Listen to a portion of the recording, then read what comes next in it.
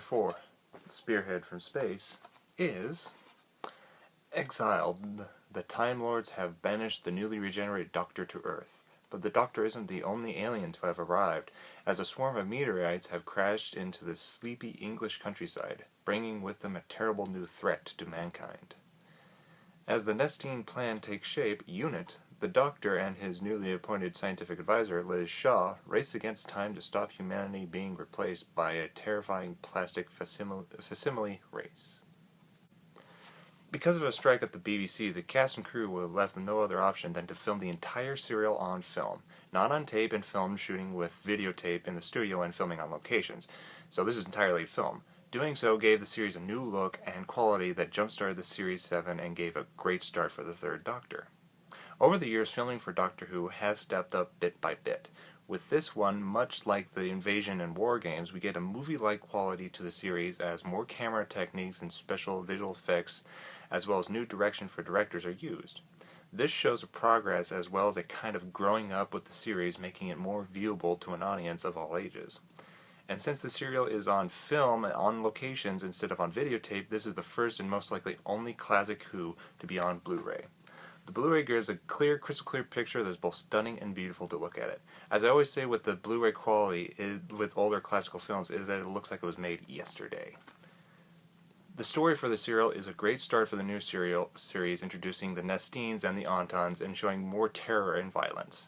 Some people are against the violence that is in Doctor Who, but to me it shows that the series is growing up with its audience and becoming more adult, and finding that middle ground to where both children and adults can enjoy watching it. Plus, to me, that's why the Doctor is there. He is there to stop the horrors and the violence. If there was none of that, there would be no need for the Doctor, and in that case, no need for UNIT as well.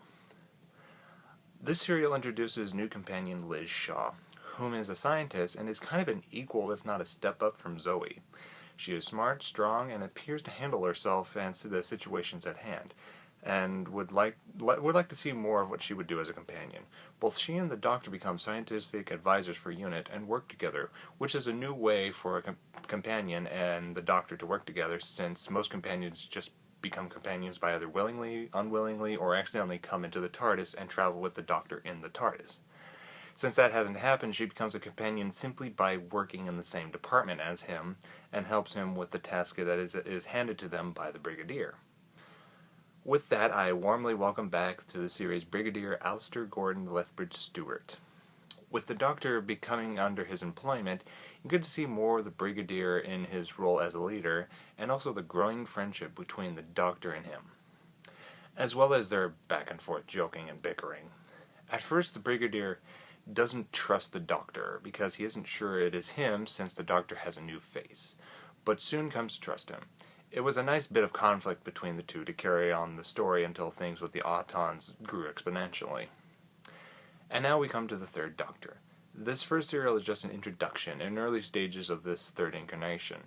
Later on, he becomes more of the flamboyant action hero, or as I like to call him, the Doctor Who reaction to the James Bond craze. For now, we see his beginning fascination with clothes and caves as he steals clothes from this high-class medical doctor and a hat.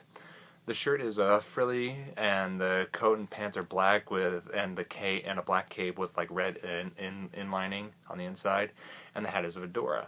He then steals his vintage roadster, which he eventually gets his own in the next serial, and we'll get to that in the next review.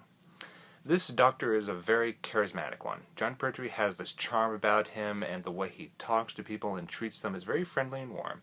He can be tough and hard when he needs to be. He is very friendly and flamboyant, and you become drawn to it. As the story goes on, I begin to like this Doctor more and more.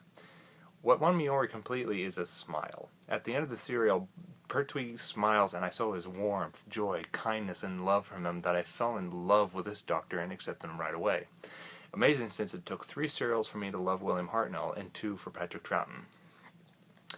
The Autons are a very original and creepy monster. Yes, these early ones you can really tell it's just a plastic mask with mesh or cloth behind the eyes to cover the actor's eyes.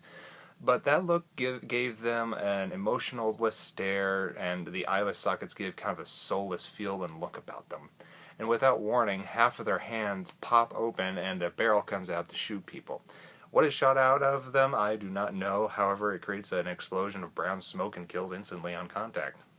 The scariest scene with them is when they attack one morning to begin the invasion/domination. And all the Autons are in the shop window sitting and standing like normal mannequins. Suddenly their hands twitch and they move and they break out of the windows and start just randomly killing people.